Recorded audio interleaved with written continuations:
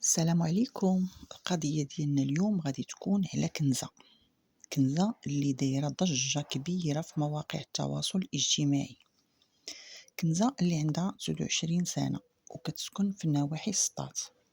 هاد الشابة كانت كتدرس بحال كاع البنات، وكانت عندها أحلام أنها توصل وتخدم وتعاون الأهل ديالها اللي هما محتاجين، ولكن للأسف كنزة ما كملاتش القراية ديالها.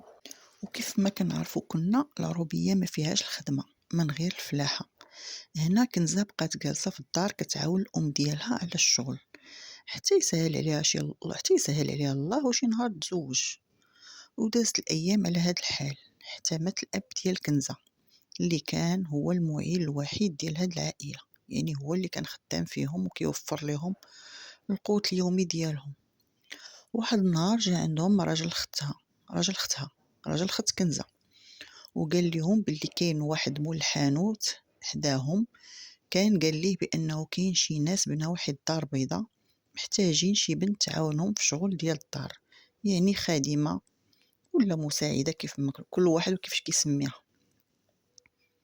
كنزة وافقت على هاد الخدمة وبغات تعاون راسها وتعاون الأم ديالها، وفعلا مشات عندهم وبدات الخدمة في شهر يناير من هاد السنة الحالية.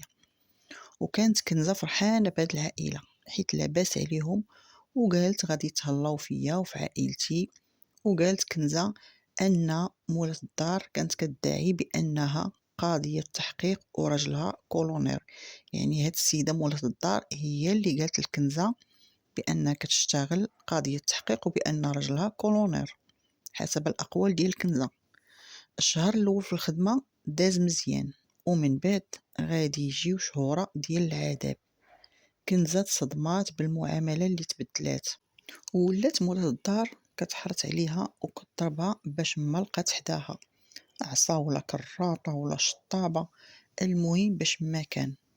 وقطعت ليها شعرها بواحد الطريقة اللي وحشية، وكتزيدها دير أشغال كتر من الطاقة ديالها وصعيبة عليها بزاف وما كتخليهاش ترتاح، وزيدها حتى بالجوع كتعطيها تاكل مرة واحدة في النهار. وكنزة كتنعس في الأرض قاصحة وفي البرد بلا شفقة بلا رحمة. طالت المعاناة ديال كنزة وما لقاتش كيفاش دير وتوصل الميساج لامها. كان خوها كيتصل بها، ولكن مولات الدار واخده الكنزة التليفون ديالها باش ما تهضرش مع دارهم وتعاود ليهم العذاب اللي عايشة فيه. وكانت كنزة ملي كتبغي تهضر مع خوها كتوقف عليها مولات الدار وكتهددها باش ما تعاود ليهم والو ولا غادي تقتلها بالعصا.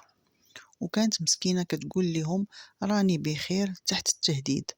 وملي خو كنزة كيقول مولات الدار علاش كنزة ما كتجيش تزورنا، كتقول ليه راه هي اللي ما كتبغيش تجي عندكم، راني تنقول ليها سيري تشوفي داركم وهي اللي ما كتبغيش تجي. وطبعا هادشي راه كله كذوب.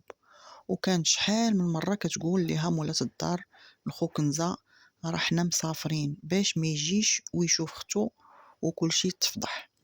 واحد النهار الاخ ديال كنزة مشى لعندهم لمراكش الفيلا، وملي دق عليهم خرج ليه الراجل مول الدار وهو سكران وهضر معاه بواحد الطريقة خايبة ورجع في حاله بلا ما يشوف ختو كنزة. المهم كنزة ولات كتاكل العصا بالليل وبالنهار، صحتها تدهورات بزاف وضعفت مسكينة وما بقاتش قادرة على شقا الدار حيت ما كتنعش مزيان ما كتاكلش مزيان. هنا كنزة ولات كتفكر كيفاش دير تهرب، ولكن المشغلة ديالها ما كتخلي ليهاش الفرصة، ما كتخليهاش تخرج. المهم بقات كنزة كتسنى هاد الفرصة باش تهرب من هاد الناس اللي ما في قلبهمش الرحمة. هاد الاربع اللي فات، يعني في هاد الشهر ديال يوليوز الحالي، كنزة اخيرا غادي تلقى الفرصة باش تهرب من بعد ما خرجت الازبال تلوحهم. خرجت كنزة للطريق وهي تلقى واحد الطاكسي واقف وهي تركب معاه وما عندها حتى درهم. كانت مسكينة باغا غير تبعد من دوك معدومين الرحمة. هنا في الطاكسي كانت راكبة واحد المرأة ولاحظات هي ومول الطاكسي الحالة اللي كانت فيها كنزة، كلها مضروبة وخايفة ومرعوبة وكلها كترعد. مول الطاكسي شافها في ديك الحالة وهضر معاها وعرف القصة ديالها، وتما داها عند لي جوندارم داروا ليها محضر. وما تخيلوش كنزة اشنو لقاو عندها. هادشي راه حقيقي وصعيب يصدقوا العقل. واش حنا في 2024 ومازال كنسمعوا بحال هاد الشيء.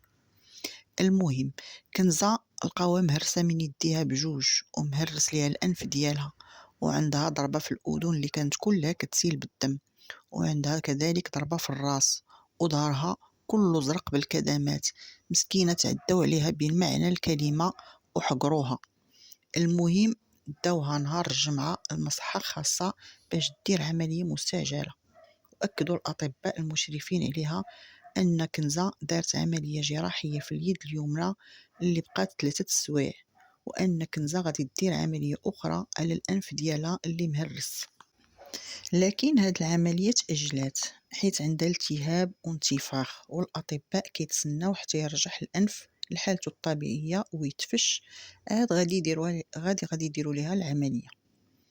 كنزة إن شاء الله غتخرج من المستشفى نهاية هاد الأسبوع الحالي، وغادي تبقى ترجع عندهم للتتبع ديال الحالة الصحية ديالها، وهنا الأطباء غادي يديروا تقرير طبي مفصل للحالة ديالها باش تمشي للطب الشرعي اللي غادي يعطيها شهادة طبية باش تقدر تقاضي بها هادوك اللي تعداو عليها.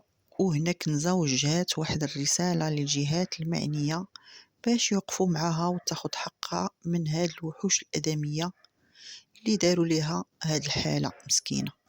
يعني هاد الناس ما خافوا لا من ربي لا من القانون. والمصيبة الكبيرة أن كنزة قالت باللي هاد المرأة اللي خدامة عندها قالت ليها بأنها هي قضية تحقيق وراجلها كولونير، وكنظن هادشي غير كذوب باش تخلعها وتزيد تخاف وتنفذ داكشي اللي كتقول ليها بلا ما تهضر بلا ما تعاود على العذاب اللي كتعيش فيه يوميا للعائلة ديالها.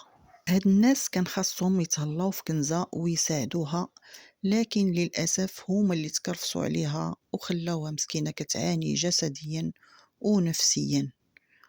وفي الأخير الشكر الكبير لمول الطاكسي اللي وصلها للأمن والصحافة باش تاخد حقها، ومشكورين الأطباء اللي ساعدوها وعاونوها. وفي انتظار أننا نشوفوا متابعة ديال هاد الناس باش يكونوا عبرة الناس اخرين اللي كيتكرفسوا على الخادمات في البيوت. فكل واحد عنده الحقوق ديالو، كيف ما عليه واجبات عنده حقوق، وخاص ضروري المعاملة الإنسانية.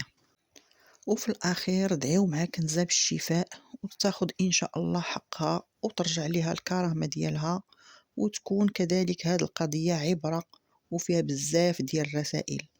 دعواتكم لختنا كنزة، وإن شاء الله غادي نبقاو متبعين هاد القضية حتى غادي نشوفو فين غادي توصل، وملي غادي يكون الجديد غادي نحط لكم على قناتكم المتنوعة.